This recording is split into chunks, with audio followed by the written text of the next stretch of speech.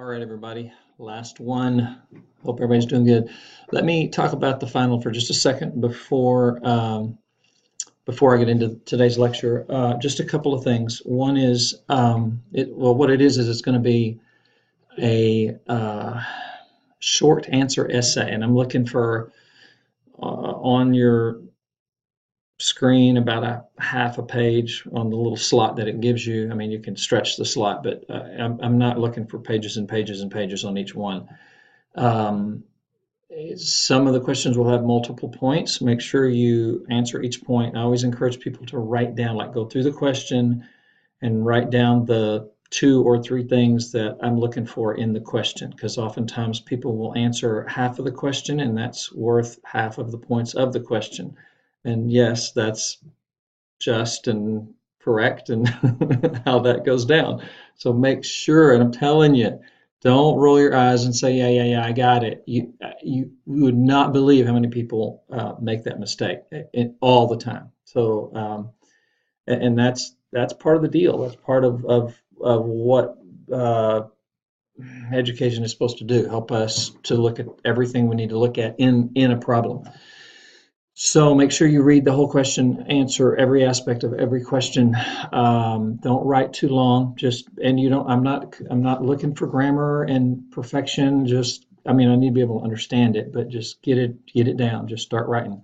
Bullet points. I love bullet points. Bullet points are amazing. Right? Helps me grade it. Right? So if I'm asking, uh, for 3 different things, and you can bullet point it, or if there's a list of something, you can list it. Follow the PowerPoints while you're taking the test. If you don't have 2 screens, learn how to split your screen, or just pull up the PowerPoint. So you will see the question. You'll see where I got the question from as you look at the PowerPoints. Okay, and you're going to. My PowerPoints are bullet. I'm not asking you to regurgitate PowerPoints. I'm asking you to use some of the language off of my PowerPoint so that I know that you were using PowerPoints and not off the top of your head. Off the top of your head is not what I want, and I can tell, and I do count off for that as well. And I really don't grade that hard. You're talking from the PowerPoints. I'm looking for, do you understand the concept? Can you explain the concept? Can you talk about maybe a little bit of application of the concept?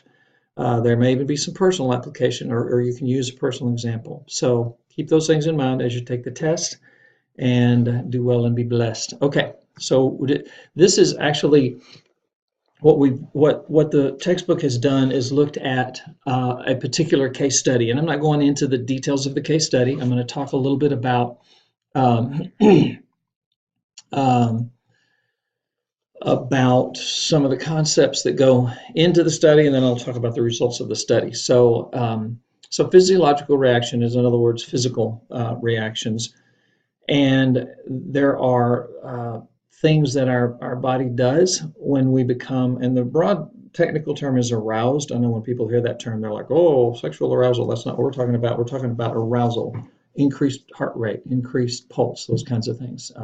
We're tense, we're anxious, we're excited, whatever.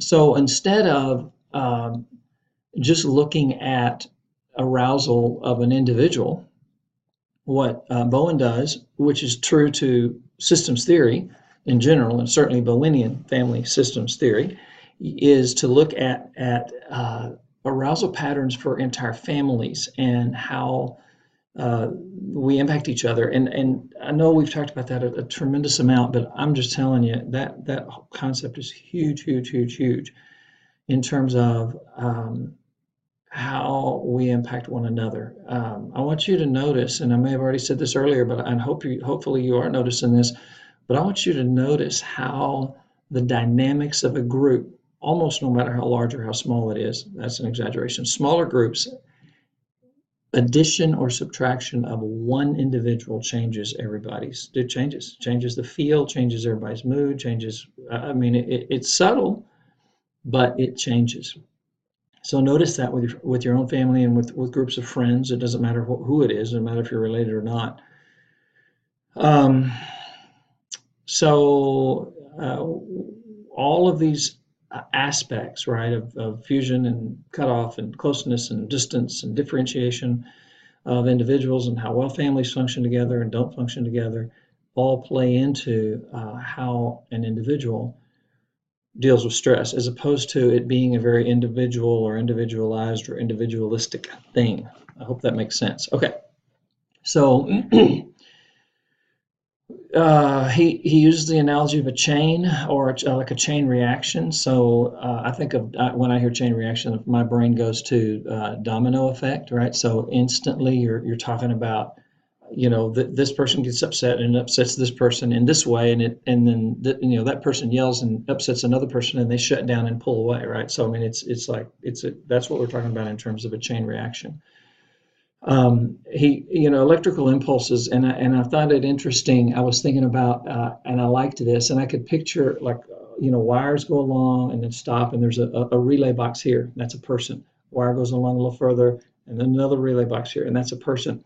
And let's say that relay box has the ability to increase the amount of electricity or decrease the amount of electricity, right? So the more differentiated a person is, the more they're going to be able to decrease the amount of electricity or anxiety, is what we're talking about here, right? So some families, it is like, it goes from here to here and it increases, and it goes from here to here and it increases, and and it's just, right, this whole thing, right?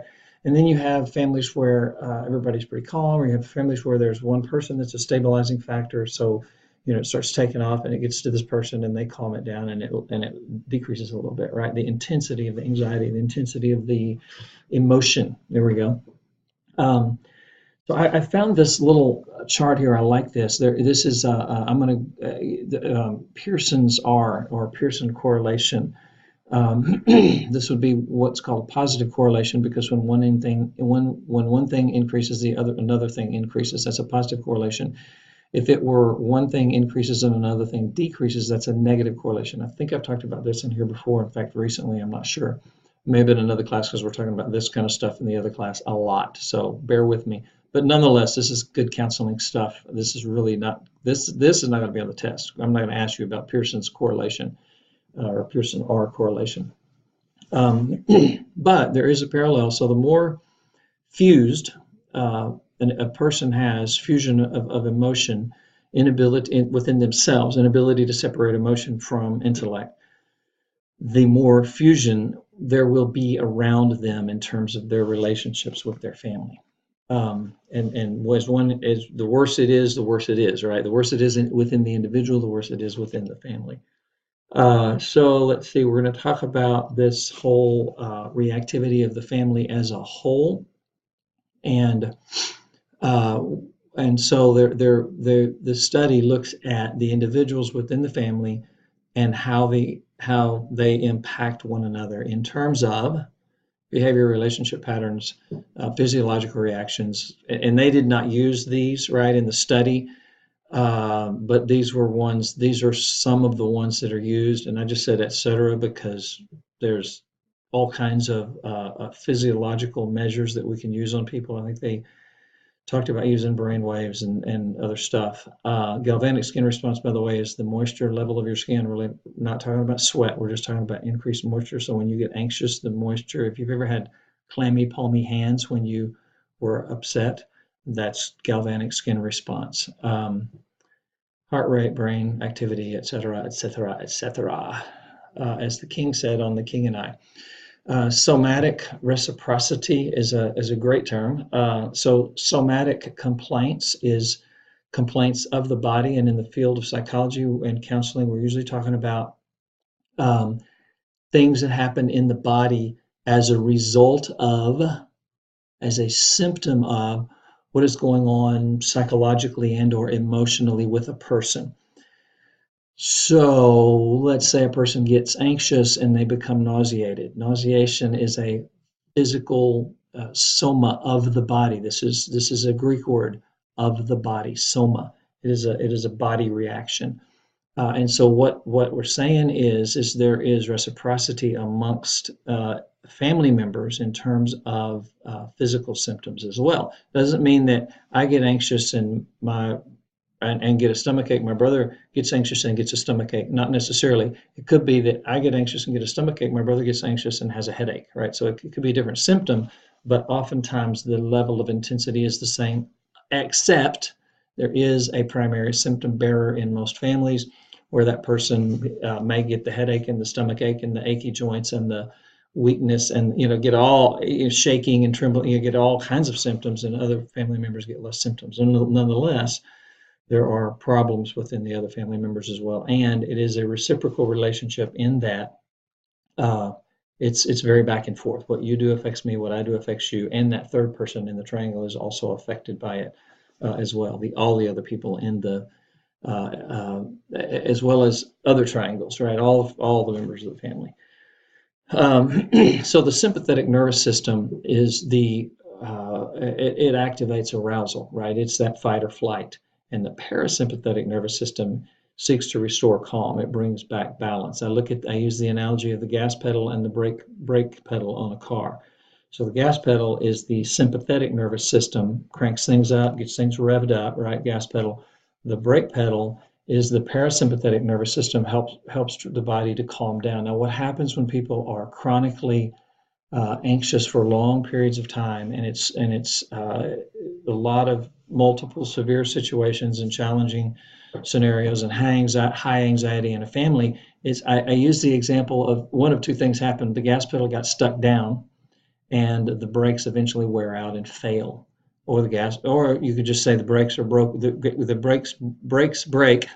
The brakes are broken. Whew, however you would say that correctly, and the gas pedal is going. So, in other words, a person can't calm down. Like literally, biologically, physically, their parasympathetic nervous system is broken, is damaged, is worn out, is not functioning correctly, and is literally, physically unable to calm a person down.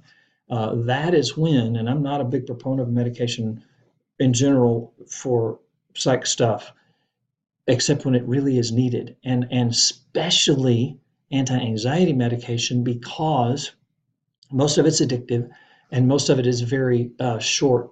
I mean, help you for an hour, help you for 30 minutes, help you for 2 hours, 4 hours, 6 hours. Yes, I know they have extended release medications and that's helpful. But what I will tell people sometimes is a psychiatrist will put you on an anti-anxiety medication for a short period of time, be in therapy at the same time, learn how to calm your body down, learn relaxation skills, give your parasympathetic system a break and a little bit of help and a little bit of time to heal. And then you can function correctly and normally down the road. Okay, I like that little gas pedal and brake thing. It works really good. All right, so triangles, we already touched on this, that any two relationships, it is their reactivity between any two is also impacted by that third person, up or down, right? But better or for worse. And this reaction cycle just goes through all of the triangles within the family. When a third person is brought in, the anxiety level of two people reduces. It's almost as though this anxiety is absorbed by that third person and affects them. They oftentimes feel and increase that level in anxiety. So the results of this study are for the most part, I think, things that we would look at and say these make sense. So when you look at the emotional fusion between parents and each child, right, are different and evident in higher and lower levels of anxious physiology, and in how children react to their parents and in the family triangles. So, and again, that's just a real crazy, boggled way of saying how everybody's affects everybody else's. Variations in anxious physiology are associated with distance, closeness, child focus in the family triangles, right? So how much when you bring children in versus when you don't bring children in, the distance levels and the closeness levels, those are all going to regulate or dictate, almost, you could say, the variations in anxious physiological symptoms within the family members. Physiological reactions of individuals are associated with their symptoms and with their functioning in life, right? So the higher the level of physiological reactions, the higher level of fusion, the higher level of emotional reactivity, their somatic symptoms are going to increase, and this would be a negative correlation, and their ability to function in life would decrease, right? So you got that. And then the variation level of differentiation of self are suggested but require further study. Almost all studies will talk about some aspect that requires further study, so that's no real big surprise there. All right, so this was good, and text me or email me if you have any questions about life, about the final, about anything, and we'll go from here. All right, God bless. Thanks. Bye.